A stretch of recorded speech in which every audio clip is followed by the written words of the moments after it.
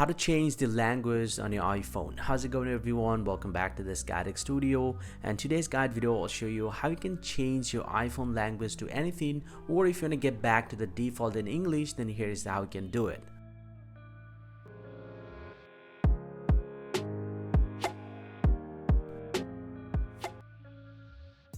Simply go ahead and open up the settings app from your device and then scroll down, tap on general, and then scroll down here and he'll get to see the language and region. If you tap on this one, he'll get to see the very first option is language. So if you want to add a new language, you just need to tap on add language, and you just need to find out the language that you want to add, and also you can search the name of your language. So for example, let's say I'm gonna select the Chinese. So once you get this one, go ahead and tap on language and simply go and tap on use Chinese to simplify it. If you just need to tap on this one, it will take a little time and your language will be changed. And similarly, you can set your iPhone language to any language you want. Hope you find this very helpful, guys. If you do, please drop a like and subscribe to the channel. See you guys around, and thank you very much for watching.